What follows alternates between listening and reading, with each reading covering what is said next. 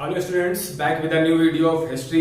और इस वीडियो में हम लोग पढ़ेंगे दिल्ली सल्तनत के बारे में। इससे पहले मैंने मेडिवल हिस्ट्री में आप लोगों को पढ़ाया मोहम्मद बिन कासिम के बारे में, फिर टर्किश इन्वेजन में हम लोग ने पढ़ा महमूद गजनवी के बारे में, और फिर मोहम्मद गौरी के बारे में हम लोग ने पढ़ा था। मोहम्मद गौरी का ही गुलाम होता है कुतुबुद्दीन ऐबक, और वहीं से शुरुआत होता है क्या, वहीं से शुरुआत होता है हमारा दिल्ली सल्तनत। और दिल्ली सल्तनत में जो सबसे पहले शुरू होगा उसको कहेंगे गुलाम वंश। तो कई सारे जो है वंश चलते हैं दिल्ली सल्तनत में, तो इसको याद करने के लिए मैं एक छोटी सी ट्रिक लेके आया हूं। उस ट्रिक से जो है आपको ये जो दिल्ली सल्तनत में जो वंश आए हैं वो आपको याद हो जाएगा। तो छोटी सी ट्रिक है, उस ट्रिक को पहले हम लोग समझते हैं। ट्रिक है जीके ट्रिक को सलाम। सलाम दो को भाई जीके ट्रिक को, ठीक है। तो ये है हमारा ट्रिक, जी के ट्रिक को सलाम। जी का मतलब क्या है? जी का मतलब है गुलाम वंश, गुलाम वंश, या फिर इसको स्लेव डायनेस्टी भी कहते हैं इंग्लिश में, लेकिन हमको तो ट्रिक से चलना है। तो जी का मतलब हो जाएगा गुलाम वंश, के का मतलब है खिलजी वंश, खिलजी वंश या खिलजी डायनेस्टी। टी का मतलब क्या है? टी का मतलब है तुगलक डायनेस्टी, तुगलक डायनेस्टी या तुगलक वंश। को साइलेंट कर दीजिए भैया। एस ए का मतलब है सैयद वंश।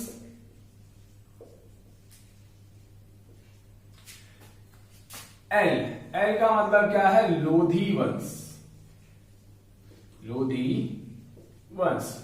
और एम हमारा अलग है, एम को हम लोग क्या कहेंगे? मुगल्स, ठीक है। तो दिल्ली सल्तनत की अगर हम लोग बात करें तो दिल्ली सल्तनत में हमारे यहां से लेके यहां तक की चलता है, यानी कि टोटल कितने हैं? 1 2 3 4 5, टोटल 5 वंश जो है हमारे दिल्ली सल्तनत में चलते हैं। बात करें ये कब से लेके कब तक जो है ये दिल्ली सल्तनत हमारी चलती है, तो दिल्ली सल्तनत की शुरुआत होती है 1206 एडी में, और ये 1526 एडी तक चलता है। यानी कि स्लेव वंश भी हमारा 1206 एडी में स्टार्ट होगा, और लोधी वंश हमारा कब खत्म होगा? 1526 में, जब हमारा बाबर की एंट्री होगी। और जैसे बाबर की एंट्री होती है, पानीपत का युद्ध लड़ा जाता है और मुगल वंश की स्थापना होती है। बात करें मुगल वंश की, तो ये 1526 से लेके 1707 टिल औरंगजेब तक ये चलती है।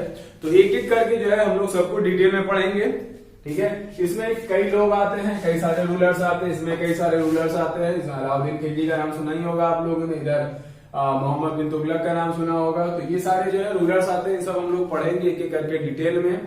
सो इस चैनल के साथ बने रहिएगा, क्योंकि आगे चल के जो है ये सारे लेक्चर्स मैं कवर करूंगा, बहुत ज्यादा डिटेल में कवर करूंगा। ये जो लेक्चर है वो एसएससी, रेलवे या यूपी पीसीएस के प्री के लिए भी जो है बहुत ज्यादा इंपॉर्टेंट है, क्योंकि ये जो लेवल है यूपी पीसीएस प्री के लेवल का जो है मैं यहां पर पढ़ा रहा हूं। तो चलिए शुरू करते हैं, और हम लोग बात करेंगे कहां से? गुलाम वंश यानी कि स्लेव डायनेस्टी से। तो थोड़ी सी मैं जगह बना लूं, ट्रिक हो। स्लेव डायनेस्टी, स्लेव डायनेस्टी, या फिर इसको एक और नाम से जानते हैं, इसको कहते हैं इल्बारी वंश या इल्बारी डायनेस्टी, या फिर इसको एक और नाम से जाना जाता है, इसको कहते हैं हम लोग मामलूक वंश, मामलूक वंश। तो क्लियर हो रहा होगा आप लोगों को। इसके तीन के तीन नाम है, तीन नामों से जो है इस वंश को जाना जाता है। और इसको गुलाम वंश इसलिए कहते हैं क्योंकि मोहम्मद गौरी जो था, मोहम्मद गौरी का कोई भी बेटा नहीं था, और मोहम्मद गौरी के जो गुलाम थे उन्हीं को जो है मोहम्मद गौरी का सारा साम्राज्य मिलता है। मैंने आप लोगों को इससे पहले बताया था कि यल्दौज को क्या मिलता है, कुतुबुद्दीन ऐबक को क्या मिलता है। तो हम लोग इंडियन हिस्ट्री पढ़ रहे हैं, तो हम लोग कुतुबुद्दीन ऐबक को जो मिला यानी कि दिल्ली मिली थी, तो उसके बारे में हम लोग पढ़ेंगे। क्लियर है? तो यहाँ पे जो सबसे पहला रूलर है उसका नाम क्या है? कुतुबुद्दीन ऐबक, कुतुबुद्दीन ऐबक। कुतुबुद्दीन ऐबक की अगर बात करें तो ये 1206 एडी में जो है राजा बनता है, ठीक है, और ये 1210 एडी तक रहता है, मात्र 4 साल में ही इसकी मृत्यु हो जाती है। कैसे मृत्यु होती है ये भी हम लोग जानेंगे। इसके वर्ग मैंने ऑलरेडी आप लोगों को बता रखे हैं, फिर भी मैं बता दे रहा हूं। जब ये राजा नहीं बना था तब इसने जो है 2 काम किए थे, सॉरी तीन काम किए थे। सबसे पहला काम क्या किया था, इसने कुव्वत उल इस्लाम मॉस्क बनवाया। ठीक है, कुव्वत उल इस्लाम मस्जिद का निर्माण करवाया था। दूसरा, इसने 2.5 दिन का झोपड़ा, 2.5 दिन का झोपड़ा, ये भी एक मस्जिद थी जिसको 2.5 दिन में जो है तैयार कराया गया था। साथ ही साथ ही laid the foundation of Qutub Minar, Qutub Minar की फाउंडेशन भी इसी ने रखी थी। कुतुब मीनार भी इसी ने बनवाया था, पर कंप्लीट इल्तुतमिश ने करवाया था। तो ये 3 काम इसने किए थे जो मैं आप लोगों को से पहले ही बता चुका हूं। ठीक है, जब ये जो है यहाँ का राजा बनता है तो ये कभी भी जो है सिंहासन पे नहीं बैठता है, ये कभी भी अपने आप को राजा का अहदा नहीं देता है। ठीक है, he never sat on throne, ये कभी भी सिंहासन पे नहीं बैठा। इसने आपको एक उपाधि दे रखी थी, he gave the title him the title, इसने अपने आप को ही एक जो है टाइटल दे रखा था, जिसको हम लोग क्या कहते हैं, सिपाह सलार, सिपाह सलार, या फिर आप कमांडर इन चीफ कह सकते हो, कमांडर इन चीफ, या हिंदी में सिंपल भाषा में आप सेनापति कह सकते हो। तो ये कभी भी जो है राजा की तरह नहीं रहा। ठीक है, हमेशा ये सिपाह सलार या फिर कमांडर इन चीफ या फिर सेनापति बन के ही जो है इसने दिल्ली पर राज किया। क्लियर है। यहां से एक और क्वेश्चन बनता है भाई, what is the meaning of Aibak. सबसे पहला ही क्वेश्चन, ऐबक का मीनिंग क्या है। तो ऐबक का जो मीनिंग है उसको हम लोग कहते हैं गॉड ऑफ मून, चंद्रमा का देवता या गॉड ऑफ मून ही जो है ऐबक का मीनिंग है। ठीक है, इसके सिटीजन्स ने, क्योंकि ये इसने अपनी कैपिटल जो है किसको बना रखी थी, he made his capital to Lahore, Lahore को इसने अपनी राजधानी बना रखी थी। राजधानी का मतलब यही है कि जहां पर हमारा राजा या फिर रूलर जो है रूल करेगा, रहेगा। ठीक है, उसी को हम लोग क्या कहेंगे, राजधानी कहेंगे। तो इसने अपनी राजधानी लाहौर बना रखी थी, और लाहौर के लोग इसको एक टाइटल दिए थे लाख बख्श का या लख बख्श का। ठीक है ना, citizens of Lahore, Lahore gave him the title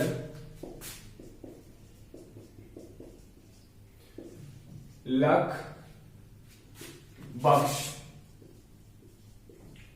लख बख्श या लाख बख्श, क्योंकि जो है ये अपने जनता में बहुत पैसा डोनेट किया करता था, बहुत पैसा जो है दिया करता था। इसीलिए यहां की जनता ने इसको एक टाइटल दिया था, क्या, लाख बख्श का जो है टाइटल दिया था।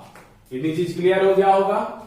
इसने इल्तुतमिश को बदायूं का गवर्नर अपॉइंट किया था। ये appointed Iltutmish the governor of Badaun, ये लिख दे रहा हूं, he appointed Iltutmish the governor of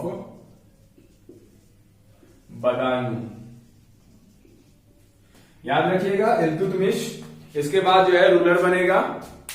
ठीक है, तो आपको पता होना चाहिए कि इससे पहले ये क्या था। तो इससे पहले जो है राज्यपाल था, ये कहां का, बदायूं का राज्यपाल था। किसने नियुक्त किया था, कुतुबुद्दीन ऐबक ने जो है इसको नियुक्त किया था। ठीक, तो ये सारा जो है ये काम करता है, बट होता क्या है, इन 1210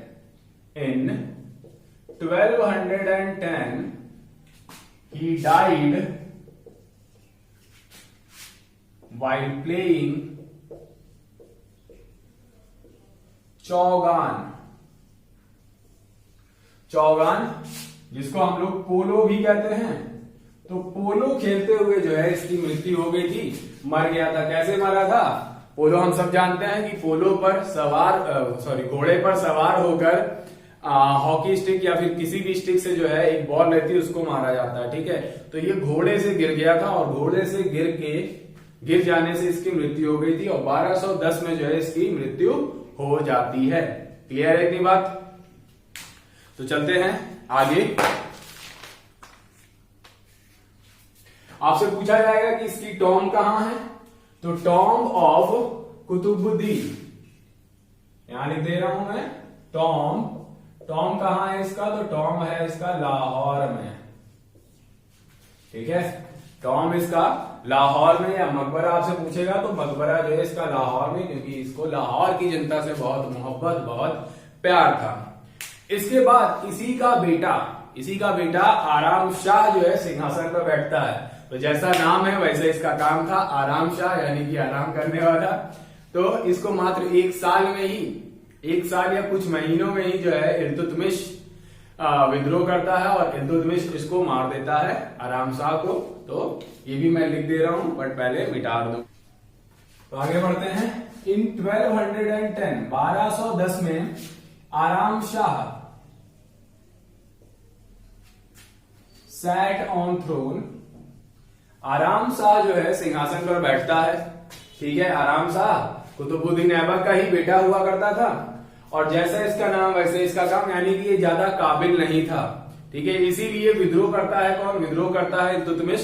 और जब इल्तुतमिश विद्रोह करता है तो लाहौर की जनता से कहता है कि ये गुलाम वंश चल रहा है, तो गुलाम वंश में गुलाम ही जो है आगे चलकर राजा होना चाहिए। तो इसीलिए इल्तुतमिश को साथ मिलता है लाहौर की जनता का और बड़े ही आसानी से इल्तुतमिश मार देता है इसको। 1211 एडी इल्तुतमिश किड आराम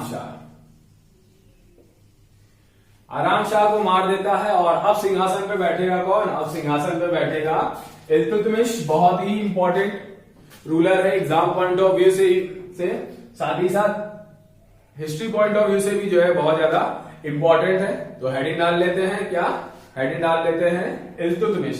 उससे पहले जो है कुछ क्वेश्चंस आपके एग्जाम में बनेगा कुतुबुद्दीन ऐबक के राइटर से, ठीक है ना। तो क्वेश्चंस बेस्ड ऑन राइटर्स से जो है क्वेश्चन बनेगा, क्वेश्चन बेस्ड ऑन राइटर्स। तो कौन कौन से राइटर्स हैं?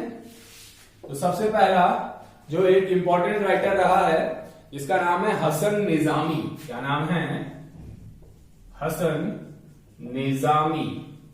हसन निजामी ने एक बुक लिखी, एक किताब लिखी जिसको हम लोग क्या कहते हैं? ताज उल मासिर के नाम से जानते हैं। किस नाम से जानते हैं?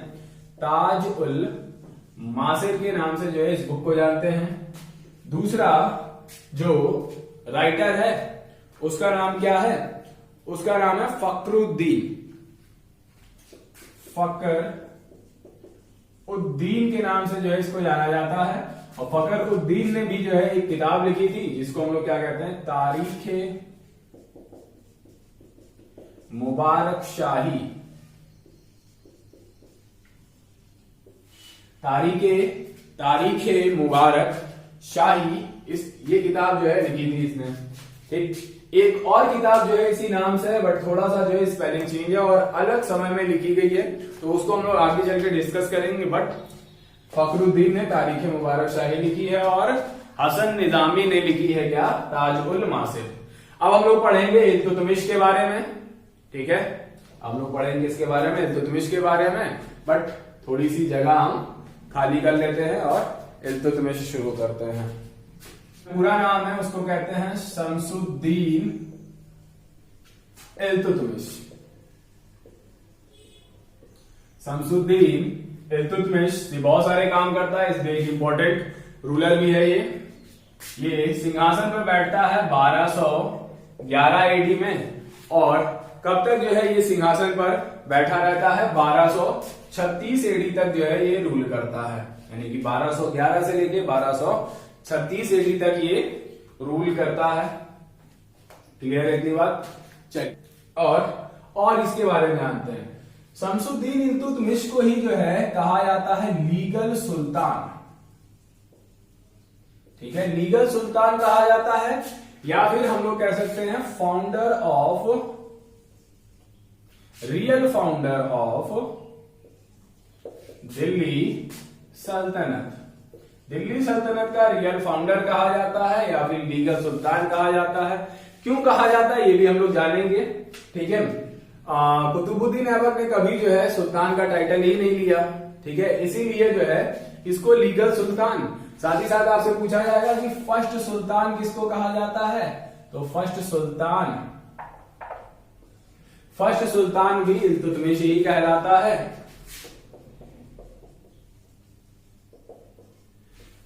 इससे पहले महमूद गजनवी जो था, महमूद गजनवी ने जो है सुल्तान का टाइटल खुद ही लिया था, इसको किसी ने दिया नहीं था। ठीक है, शमसुद्दीन इल्तुतमिश को सुल्तान का टाइटल दिया जाता है। ठीक है, खलीफा लोग देते हैं बगदाद के, अभी आगे चल के आपको पता चलेगा। ठीक, तो ये इसके बारे में हम लोगों ने जाना। अब ये जानेंगे कि ये क्या क्या करता है। ठीक है, तो इन 1215 एडी, क्योंकि दिल्ली सल्तनत अब किसके हाथ में थी, इल्तुतमिश के हाथ में, और उधर जो है यल्दौज जो कि गजनी में रूल कर रहा था। ठीक, गजनी की नजर भी कहां पर थी, दिल्ली पे थी। तो अब यल्दौज क्या करता है, यल्दौज अटैक करता है यहां पर। तो इन 1215 एडी में जो है एक अटैक होता है इल्तुतमिश का, और लड़ा जाता है कौन सा युद्ध, third battle of Tarain. Tarain का तीसरा युद्ध लड़ा जाता है, और ये युद्ध किसके किसके बीच में होगा, ये युद्ध दो लोगों के बीच में होगा। जाहिर सी बात है, इधर से रहता है इल्तुतमिश और इधर से रहता है यल्दौज। इल्तुतमिश क्या करता है, यल्दौज को हरा देता है, डिफीटेड यल्दौज। ठीक है, यल्दौज को हरा देता है इल्तुतमिश और दिल्ली सल्तनत को ये बचाता है। तो पहला तो काम इसने ये किया। अब दूसरा काम क्या होता है, दूसरा बहुत ही इंपॉर्टेंट काम ये होता है कि जो है भारत में एंट्री होती है चंगेज खान की। चंगेज, जिसको गेंगिस खान भी कहा जाता है, इतिहास का सबसे क्रूअल रूलर जो है रहा है हमारा चंगेज खान। अब चंगेज खान भारत में आता क्यों है, इसको समझते हैं। चंगेज खान भारत में आता इसलिए क्योंकि इसके छोटे भाई की हत्या कर दी थी एक बंदे ने, जिसका नाम था जलालुद्दीन मकबरनी। तो जलालुद्दीन मकबरनी भागकर कहां पर आ गया था, इंडिया में आ गया था। अब उसका पीछा करते करते चंगेज खान को भी जो है इंडिया आना पड़ा। यानी कि चंगेज खान का कोई मकसद नहीं था इंडिया पे अटैक करना, उसका सिर्फ ये मकसद था कि जो है हम आएंगे, जलालुद्दीन मकबरनी को मारेंगे और अपने भाई का बदला ले लेंगे। तो चंगेज खान की एंट्री कब होती है, इन 1221 एडी। ठीक है ना, इन्वेजन ऑफ गेंगिस खान।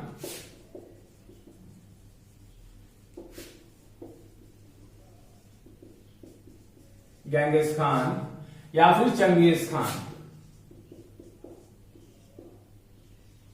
ठीक है, चंगेज खान की बात करें तो ये मंगोलाइट था, यानी कि ये कहां से आया था, मंगोलिया से आया था। बात करें अगर हम लोग मंगोलिया की, तो चाइना के नॉर्थ ईस्ट में अगर आप चलो तो आपको एक डेजर्ट मिलेगा जिसको कहते हैं गोबी डेजर्ट, और वो जो पूरा एरिया है उसी को हम लोग क्या कहते हैं, मंगोलिया कहते हैं। ठीक है ना, तो मंगोलिया आपका किसके पास है, गोबी डेजर्ट के पास है। ठीक है, मंगोलिया इसलिए घोड़ों के लिए फेमस है। ठीक है, मंगोलिया में जितने इंसान रहते हैं उससे 3 गुना ज्यादा जो है घोड़े रहते हैं। और इस बार अभी जो है कुछ समय पहले ही हमारे PM prime minister Modi ji भी मंगोलिया गए थे। तो मंगोलिया के प्रेसिडेंट ने जो है उनको एक घोड़ा गिफ्ट किया था, और वो घोड़ा किस नाम का था, कंटक नाम का घोड़ा था। कंटक नाम का घोड़ा इसलिए गिफ्ट किया था क्योंकि जो है कंटक ही गौतम बुद्ध का घोड़ा था। गौतम बुद्ध का घोड़े का नाम क्या था, कंटक था। इसीलिए यहाँ के प्रेसिडेंट ने भी प्राइम मिनिस्टर मोदी जी को कंटक नाम का घोड़ा गिफ्ट किया था। तो खैर ये तो हो गई बात की बात। मंगोलिया से ये बिलोंग करता था चंगेज खान। और जो कि गोबी डेजर्ट यानी कि चाइना के नॉर्थ ईस्ट में आपका मंगोलिया है। चंगेज खान का जो रियल नाम है वो है तैमूचिन। इसको हम लोग और किस नाम से जानते हैं? तैमूचिन के नाम से जानते हैं। ठीक है, इसका जो रियल नाम है वो है तैमूचिन। ठीक है, क्यों आया था? He came India because of,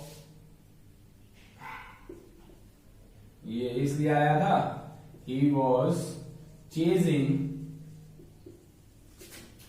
Jalaluddin Mangbarni who killed his brother. इसके ब्रदर को जो है मार दिया था किसने? जलालुद्दीन मकबरनी ने। और जलालुद्दीन मकबरनी जब इंडिया पहुंचता है तो इसको पता चलता है कि यहाँ पे जो सबसे पावरफुल है वो कौन है? वो है इल्तुतमिश। तो बस इल्तुतमिश से जो है ये मदद मांगता है जलालुद्दीन मकबरनी। बट इल्तुतमिश को पता था कि बहुत खतरनाक है ये चंगेज खान। चंगेज खान ने एक मैसेज भी भिजवाया था। चंगेज खान ने एक मैसेज भिजवाया था कि अगर आपने जलालुद्दीन मकबरनी की मदद की तो मैं दिल्ली सल्तनत का नामो निशान मिटा दूंगा। तो बस इसने दिमाग लगाया इल्तुतमिश ने, और जलालुद्दीन मकबरनी की मदद नहीं की। तो बस चंगेज खान बड़े आराम से आया और इसको मारकर वापस चला गया। हमारे इतिहासकार ये कहते हैं कि अगर इल्तुतमिश इसकी मदद कर देता तो आज हम लोग दिल्ली सल्तनत नहीं मंगोलिया के बारे में पढ़ रहे होते, यानी कि चंगेज खान और चंगेज खान के लोगों के बारे में पढ़ रहे होते हैं, कौन कौन से रूलर हैं। इसीलिए इल्तुतमिश ने दिल्ली सल्तनत को कितनी बार बचाया? 2 बार बचाया। एक बार तो यल्दौस से बचाया, दूसरी बार चंगेज खान से बचाया, जिसके वजह से बगदाद से, चलो यहां पे डेट मेंशन करना जरूरी है, इसको रफ करते हैं। ऑन 18 फरवरी 1229 में he got degree from Baghdad Khalifa. Baghdad के खलीफाओं द्वारा जो है एक डिग्री मिलती है जिसमें लिखा था इसमें क्या लिखा था? इसमें ये लिखा था कि you are now independent status of Delhi. Delhi का इंडिपेंडेंट स्टेटस डिग्री के रूप में भेजा गया था बगदाद के खलीफाओं द्वारा। इसीलिए दिल्ली इंडिपेंडेंट हो गया। इसीलिए जो है इसको पहला सुल्तान कहते हैं, क्योंकि सुल्तान का मतलब ही क्या होता है? जिसके ऊपर कोई और पावर ना हो। तो अब इसके ऊपर कोई पावर नहीं है, ये इंडिपेंडेंट हो गया है, तो इसीलिए इसको पहला सुल्तान कहते हैं, या लीगल सुल्तान कहते हैं, या फाउंडर ऑफ दिल्ली सल्तनत कहते हैं। ठीक है, क्यों भेजा गया था? क्योंकि 2 लोगों से इसने इसको बचाया था। वीडियो अच्छी लग रही हो तो जरूर से जरूर इसे शेयर करें, क्योंकि हम भी बहुत मेहनत कर रहे हैं आप लोगों को पढ़ाने में। तो चलिए आगे चलते हैं। वीडियो को लाइक और कमेंट जरूर करें कि कैसा लगा, और अगर आप लोगों को कुछ ना समझ में आ रहा हो या कोई क्वेश्चन हो तो आप हमें कमेंट में पूछ सकते हैं, हम रिप्लाई जरूर से जरूर करते हैं। तो चलिए आगे चलते हैं। 1229 में, और 1229 में ही जो है he completed कुतुब मीनार।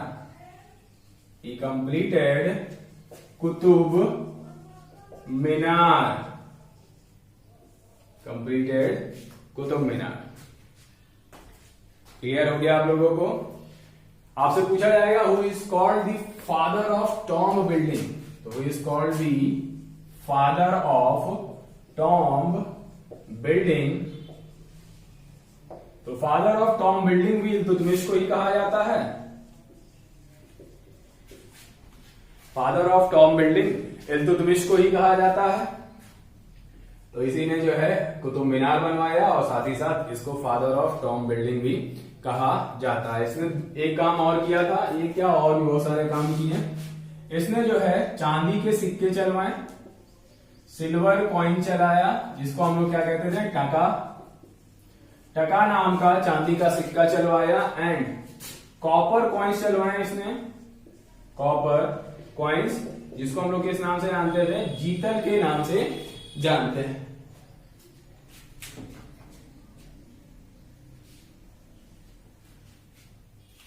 तो इसने सिल्वर कॉइन चलवाया टका नाम का और कॉपर कॉइन चलवाया जीतल नाम का। इसने एक सिस्टम चलाया जिसको हम लोग क्या कहते हैं, स्टार्टेड तुर्गाने चहलगानी, चहलगानी, या फिर इसको दल चालीसा भी कहते हैं, दल चालीसा भी कहते हैं।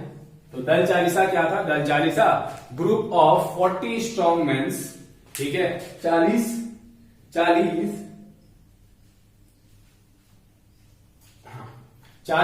स्ट्रॉन्ग लोगों का समूह हुआ करता था जो कि किसी भी रूलर की बात ये लोग मानेंगे। तो ये इसने चलाया था। साथ ही साथ इसने चलाया था started iqta system, started iqta system, started iqta system, ठीक है। इक्ता सिस्टम क्या होता है? टैक्स और रिफॉर्म जो कलेक्ट किया जाता था उसी को इक्ता सिस्टम कहते थे। और जो कलेक्ट करता था टैक्स, जो कलेक्ट करता था उसको क्या कहते थे हम लोग? इक्तेदार कहते थे। यानी कि इसने एक नई पोस्ट बनाई। आपसे एग्जाम में क्वेश्चन पूछा जाएगा कि इक्तेदार नामक पोस्ट या फिर इक्तेदार नामक एक जो पोस्ट है वो किसने बनाई थी? वो बनाई थी इल्तुतमिश ने। अब इल्तुतमिश के जो है 4 बेटे थे, ठीक है ना। इल्तुतमिश के 4 बेटे थे और एक बेटी थी जिसका नाम था रजिया सुल्ताना। और इसकी दिली ख्वाहिश ये थी कि रजिया सुल्ताना ही सिंहासन पर बैठे मेरे बाद। बट इसके जो 4 के चारों लड़के थे वो इसके हिसाब से निकम्मे थे। तो ये चाहता था कि रजिया सुल्ताना ही इसके मरने के बाद जो है दिल्ली सल्तनत में बैठे। तो चलते हैं आगे, जानते हैं कि आगे होता क्या है, ठीक है। इसके बाद 1236 में जो है इसकी मृत्यु हो जाती है, ठीक है। इन 1236 ही डाइड। 1236 में इसकी मृत्यु हो जाती है, ठीक है। अभी मर जाता है और इसकी दिली ख्वाहिश करती कि रजिया सुल्ताना जो है सिंहासन पे बैठे। बट ऐसा होता नहीं। अपने पिता के खिलाफ इसी का बेटा जिसका नाम था रुकनुद्दीन शाह जो है सिंहासन में बैठता है। बट ये बात हजम नहीं होती है रजिया सुल्ताना को। रजिया सुल्ताना को मदद मिलती है दिल्ली और लाहौर की जनता की, और रजिया सुल्ताना अपने ही भाई रुकनुद्दीन शाह को मार देती है और सिंहासन में बैठती है। तो अपने नेक्स्ट लेक्चर में हम लोग जानेंगे किसके बारे में? रजिया सुल्ताना के बारे में। और रजिया सुल्ताना के बाद जो हमारे गयासुद्दीन बलबन हैं उनके बारे में जानेंगे। और स्लेव डायनेस्टी यानी कि गुलाम वंश को हम लोग कंप्लीट करेंगे। लेक्चर पसंद आया हो, सबको समझ में आया हो तो लाइक, शेयर और सब्सक्राइब करना ना भूलें। और हमारे चैनल के साथ बने रहें क्योंकि पर डे आपको हिस्ट्री और साइंस के लेक्चर मिल जाएंगे, ठीक है। एक लेक्चर आपको मॉर्निंग में मिल जाएगा और एक लेक्चर आपको इवनिंग में मिल जाएगा टिल 4-5 बजे तक की। तो वीडियो और चैनल के साथ बने रहें और नेक्स्ट वीडियो के लिए वेट करें। तब तक के लिए स्वस्थ रहें, सतर्क रहें। शब्बा खैर।